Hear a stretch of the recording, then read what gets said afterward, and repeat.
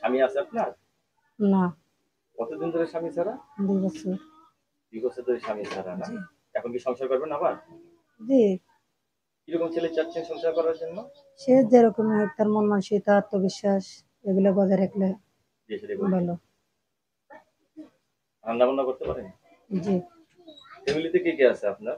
বাবা মা আছে, ভাই বোন আছে, আর বাবা মা আমার একটা ভাই বোন ছেলে আছে আছে। না? তাহলে অনেকদিন ধরে স্বামী ছাড়া। জি।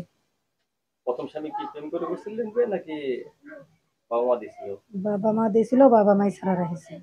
কি কাজ করেন আপনি? আমি এখন সেলাই মেশিনের কাজ করি। সেলাই মেশিনে কাজ করেন? একাই থাকেন? আমার একটা ছেলে আছে, ছেলে মেয়ে থাকে। ছেলে নিয়ে থাকেন? ঘর ভাড়া থাকেন নাকি নিজের বাড়ি? জি, ভাড়া থাকে। কত টাকা ভাড়া দেন? 2000। 2,000 টাকা ভাড়া দিচ্ছেন। জি।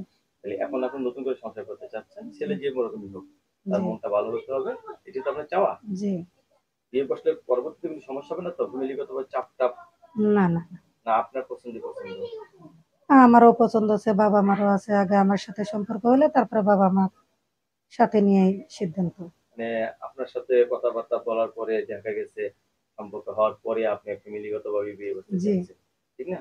জি। বিয়ের পর যদি স্বামী আপনাকে তার বাড়িতে নিয়ে যদি তার বাবা মার সাথে রাখে, থাকবেন জি। নাকি একা থাকতে পছন্দ করেন? না, ফ্যামিলির সাথে থাকা কত ভালো না, আনন্দের বিষয়। মিলিয়ে নিয়ে থাকতে পছন্দ করেন মনে জি। হচ্ছে। তো প্রথম স্বামীতে আপনার সুখ হয়নি? সে না। দোষটা জানে কি ছিল বললে? জুয়া খেলতো, নেশাপানি করতো।